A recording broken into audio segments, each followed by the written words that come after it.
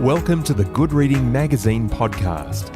Good Reading is a monthly magazine dedicated to books and reading and aims to help readers discover their next favourite book. You can find out more about the books discussed on today's podcast at goodreadingmagazine.com.au. Hello and welcome to the Good Reading Podcast. James O'Loughlin is a comedian, television and radio host and MC. He began his career as a corporate lawyer, but changed course to become a criminal lawyer and comedian. Today, I'm talking with James about his latest book, Criminals. James, welcome to the Good Reading Podcast. Thank you. Now, James, you've worked as a criminal lawyer, but your characters aren't the high-flying or gangster types that we might encounter in the news. Yours are more your everyday small-time crims, running a bit closer to the ground. What's your attraction to those people a little lower down on the criminal spectrum? Well, I started off as a corporate lawyer and it wasn't for me. I didn't like it. And I moved to become a legal aid duty solicitor, initially at Blacktown Local Court. And I'd gone to a private school in Canberra, Sydney Uni, corporate law. And suddenly I realised there was this whole group of people I didn't even know existed. People committing minor crimes, people lurching from one crisis to the other. And you know, my job as a legal aid solicitor was to try and band-aid up the latest crisis and maybe urge them, often fruitlessly, to tackle their underlying issue, which was often drug-related. And almost all criminals are like that. You know, of course, very few criminals in films and books are like that. They're often criminal masterminds with an underground cave and a gang. I guess I got to know these people to an extent and saw different types and different patterns. And it just seemed a natural place to start a novel, not with people. I mean, I read a lot of really good novels about people who are a bit like me and something extraordinary happens to them that pushes them into crisis. I wanted to start with people who'd had a really difficult time, who were really troubled, who were in the pit, and basically ask, could they climb out? And as we go along, find out how they got in the pit. It's a bit of a double-edged sword, I guess, for a writer writing this kind of crime fiction, if I can call it crime fiction, because it doesn't really fall into that category. On one hand, you've captured these great earthy characters and found the humour in their characters and in their circumstances too. But there's another side to the story in Criminals, a story of unfortunate events, poor life choices, difficult socio-economic upbringing. How do you balance those things without veering off into caricature?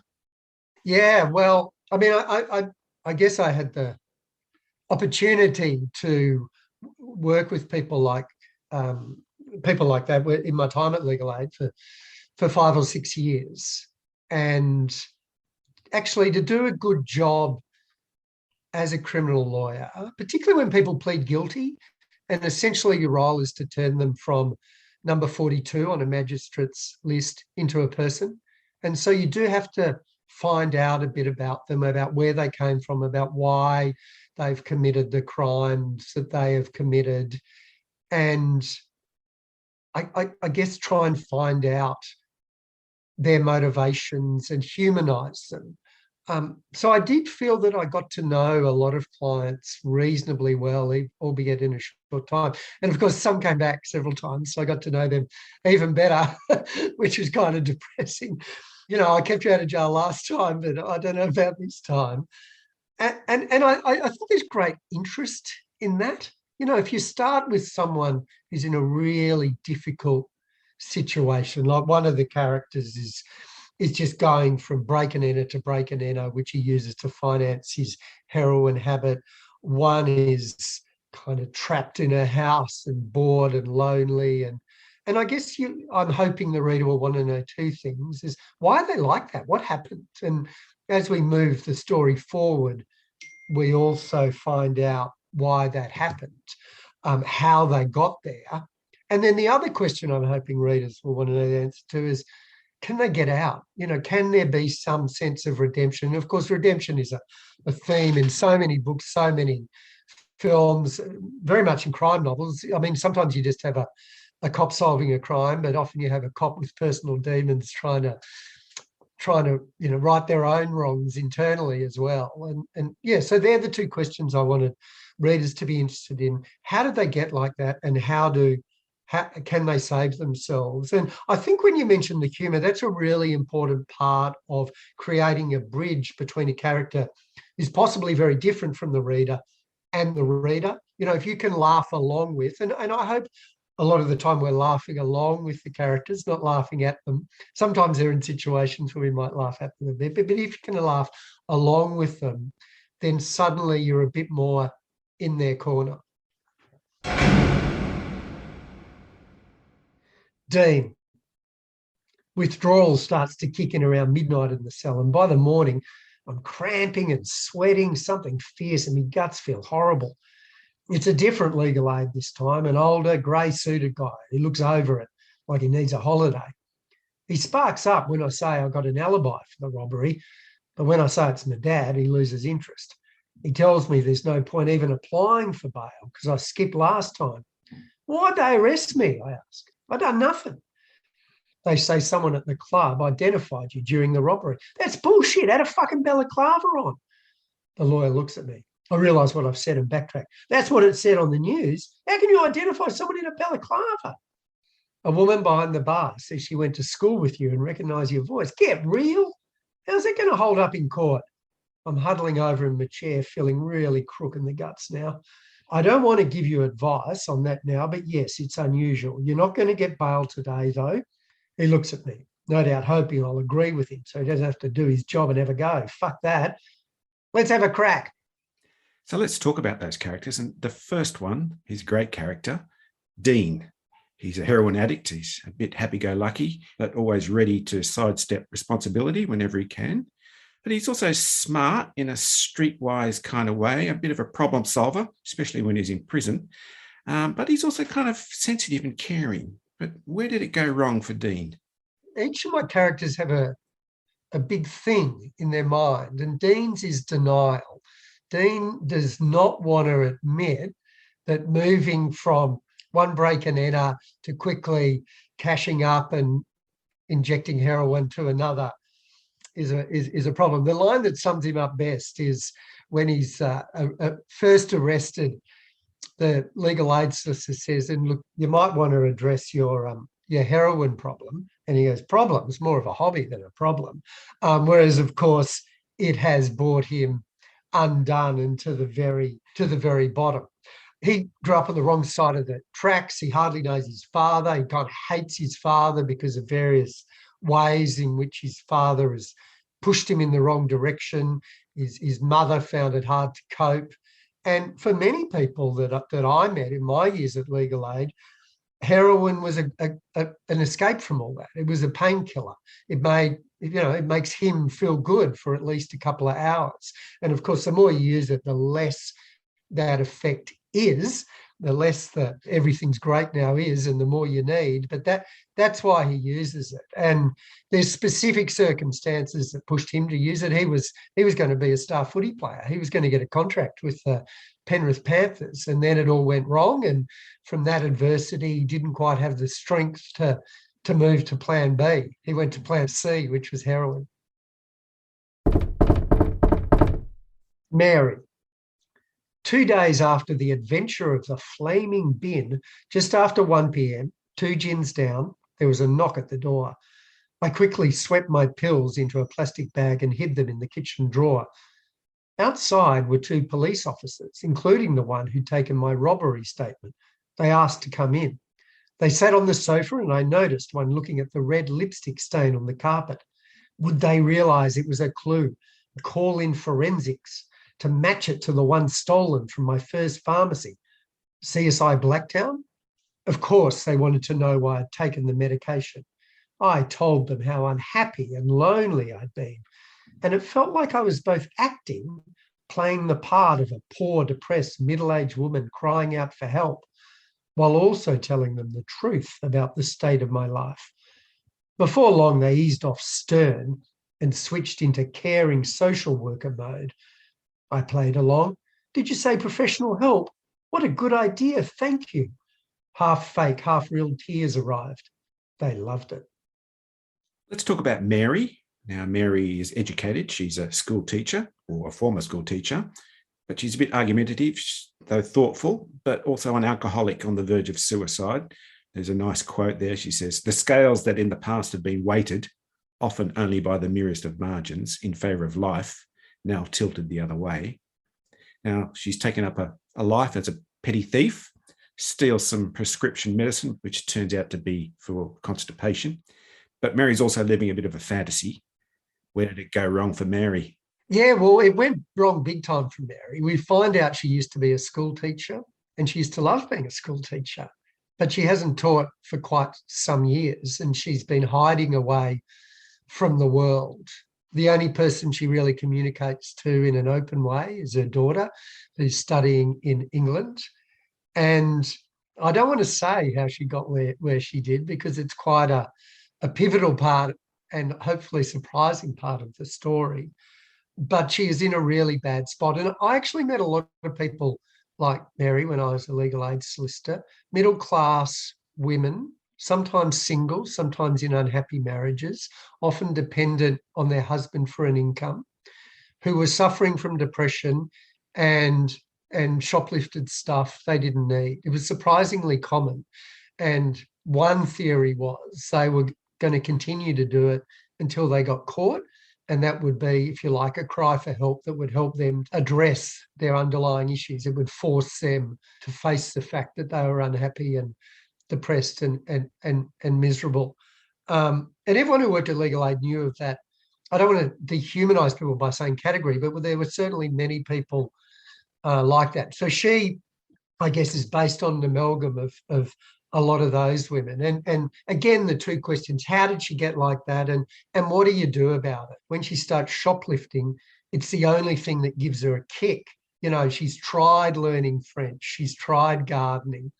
I think at one point she says, "I've tried self-help and it doesn't help." But what does help is walking into a pharmacy, stealing a lipstick and being terrified of being caught.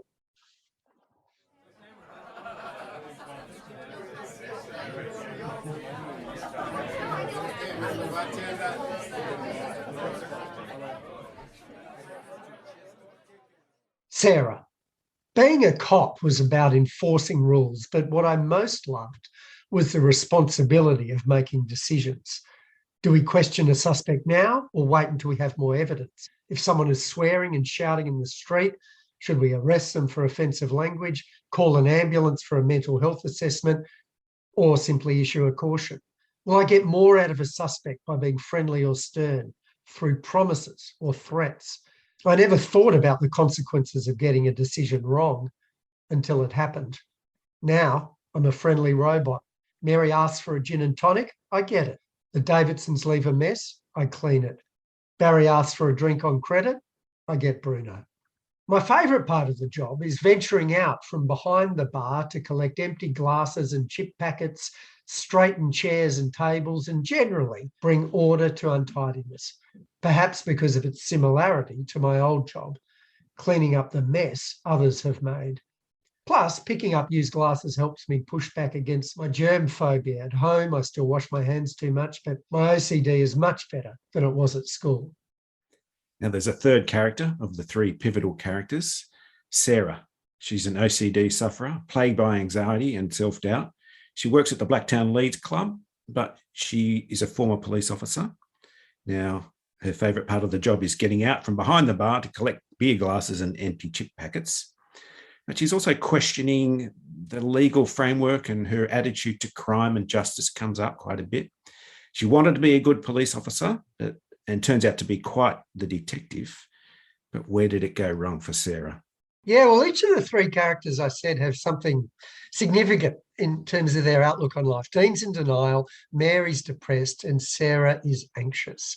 She always wanted to be a cop. She could have done anything, got a great, HSC, but she wanted to follow in her dad's footsteps and become a cop. She loved being a cop. She loved the responsibility, loved making decisions. She was in exactly the right place. And then, as happens to so many cops, they're in a bad situation and maybe they make a bad judgment call, and the ramifications of that are really significant, really severe. And that can happen, there's lots of cases I have great sympathy for cops. When we're all running away from trouble, they're running toward it. They're scared. I'd be scared in a lot of situations. They are someone with a knife or a domestic violence situation. And then every act they make will be forensically pored over by a committee looking for things where you didn't act perfectly. And at one point, Sarah didn't act perfectly and it freaked her out. And she realised the enormity of the decision-making that being a police officer requires, and she couldn't do it anymore. Now she's developed an anxiety disorder and all she wants is to work in a job with no responsibility. Behind the bar is perfect. People ask her for a midi and she gets them a midi. People ask them for a packet of chips, she gets them a packet of chips. Anything more complex than that, she handballs to a supervisor, and it's all she can manage at the moment. I guess the big question for her in the story is, can she not return to exactly the worldview that she had, but can she incorporate this new, more cautious, anxious thoughts into her worldview and kind of then end up with a more, if you like, balanced, not a gung-ho attitude to life, but a very balanced, nuanced one where she is able to take back some responsibility, but in a very thoughtful and balanced way. These three characters, Dean, Mary and Sarah, their paths cross in a situation in Blacktown Leagues Club, which sets off a disastrous chain of events. But what happens at the Blacktown Leagues Club that brings these three people together? Well, when Dean's arrested and he gets bail, he's prompted to change. Everyone prompts him to change. But of course, they mean to go to rehab. And he thinks, I am going to change, stuff this day-to-day existence, one big job, then I'm going to piss off to Queensland with a lot of money. So he decides he's never done more than rob a house, a few $100. One big job, rob the Blacktown Leagues Club, gets some replica shotguns, gets a partner, gets some balaclavas, in they go. Sarah is there behind the bar. Mary is there having a drink. And what I wanted to do was, I'm really interested in how one pivotal event can change everything and how each of us can impact the others. So, for example, Dean's robbery motivates, if you like, inspires Mary to think, maybe I should try crime. That seemed pretty exciting. Here I am, almost the living dead. That looks like a buzz, probably the only place I can get it. And through the book, each of the three characters, they're quite separate, but they actually, at various times, significantly impact each other's life. So the robbery works initially. Mary is inspired to start her own minor life of crime. And Sarah, even though Dean was wearing a balaclava, knows there's something familiar about it. When we recognise faces, don't we? But we also recognise voices and we recognise body language and we recognise shapes. When I'm watching the footy and there's a player whose back is to me, I always know who it is just because people move in different ways. So she's got this, I've met that guy before, and that kind of pushes her to go back to the things she loves, investigating, not with the police this time, but just in her own time. Can I suggest that there's something a bit Shakespearean about criminals? It brings to mind, as you like it, all the world's a stage, all the men and women merely players. And it's as if the Blacktown Leagues Club is the stage. And here are these three characters who have really no control over their lives and just, I guess, open to the destiny that the Blacktown Leagues Club is going to bring to them. Yeah, there are some dominoes that fall. You're quite right. All as a result of the robbery, and it pushes them all in very unexpected directions. Dean eventually to prison, Sarah to kind of confront her past and work out what actually happened on the night everything went wrong for her when she was a cop, and maybe there's another layer to it that she didn't realise. And Mary kind of pushing deeper into crime, gets more and more determined to push it as far as it will go. So, all as a result of this one action. And in a way, I see you're quite right about this sense of destiny, but then one of the big questions of the book is, are each of the characters at some point able to assert their own humanity, their own will to survive, their own will to actually have a better life, to get out of the pit against these kind of forces of destiny pushing them in an opposite and worse direction. It's also quite amusing that all the legal representatives, the solicitors, the lawyers, the judges are all kind of bit players, nameless grey characters. Why not develop those characters more? Yeah. Or is that the reality? Oh, look, us legal aid lawyers were seen as, like, you go down to the cells in the morning, right, at Blacktown Local Court and see if anyone who'd been arrested overnight wanted bail. And some people would say yes, and some people would go, oh, legal aid, do you want representation this morning? No, I got a real lawyer coming. And so you'd see people 3 or 4 times over the course of a couple of years, and they'd never remember you. And my favourite story about legal aid, a friend of mine who's still there sent me this. When you fill out a legal aid application, one of the questions is, where did you find out about legal aid? And someone wrote, I seen a flyer in the gutter. And we all thought that kind of summed things up. I think the lawyers for criminals are they're just like a tap, function. You turn on the tap, water comes out. You talk to your lawyer, hopefully they get you out of the cell. So we try and see every client as an individual with their own story. I don't know if they always see us that way.